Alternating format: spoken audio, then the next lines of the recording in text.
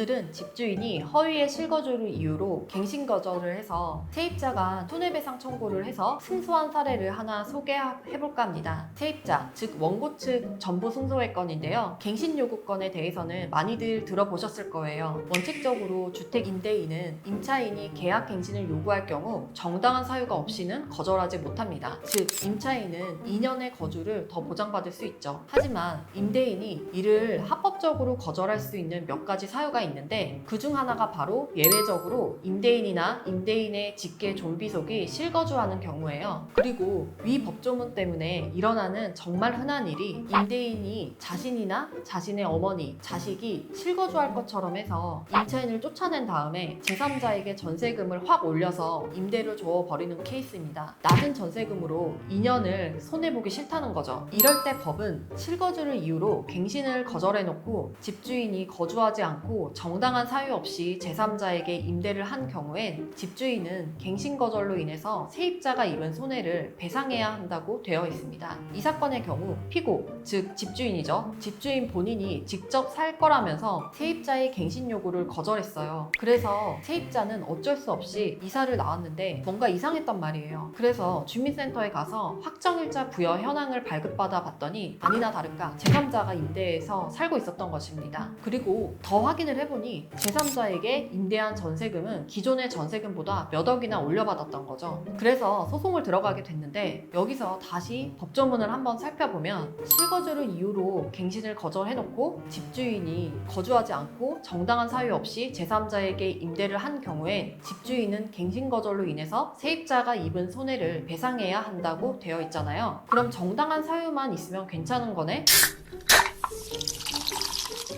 이렇게 피고는 당연히 정당한 사유가 있다고 주장을 하게 됩니다. 피고들은 이걸 거의 100% 주장한다고 보시면 돼요. 주장하지 않는 경우를 저는 거의 못 봤던 것 같습니다. 이 사건에서 피고도 제3자에게 임대를 할 수밖에 없었던 정당한 사유가 있었기 때문에 손해배상 책임이 없다고 주장을 했습니다. 그 정당한 사유란 갱신 거절 당시 피고는 회사에서 해당 주택 근처의 지점으로 근무지 이동 발령을 받을 것이라 예상을 했다는 거예요. 근무지로 옮기면서 그 주택에 살려고 했는데 갑자기 인사 발령이 취소가 되면서 해당 주택으로 이사를 가지 못하게 됐으니까 집을 무작정 비워둘 수는 없는 것 아니냐. 그래서 어쩔 수 없이 제3자에게 임대를 줄 수밖에 없었다라고 주장을 했어요. 그런데 수상한 점이 너무 많았습니다. 근무지 이동 발령에 대해서 증거가 제대로 제출이 된 것이 없었어요. 공문도 없고 사실 확인서도 제대로 된 게 없고 심지어 뭔가 근무지 이동 관련한 그런 계획이 있었다거나 하는 정황 자료도 아무것도 제출하지 못했고요. 그래서 그 부분을 정확히 찔렀고 판사님도 이 부분을 전부 인정해서 정당한 사유가 없다고 전부 승소로 결론을 내려주셨습니다. 피고가 항소하지 않아서 그대로 확정이 됐고요. 임대인 입장에서는 일단 임차인을 쫓아내고 몇 억 올려서 새로이 전세를 줄 수 있으면 손해배상을 주더라도 차라리 그게 이득이라고 판단하는 경우가 있어요. 그런 경우에는 이제 임대인들이 일단 쫓아내고 보는 거죠. 그 다음에 정당한 사유를 끼워 맞추는 거예요. 이 사건이 딱 그런 케이스였다고 생각합니다. 그리고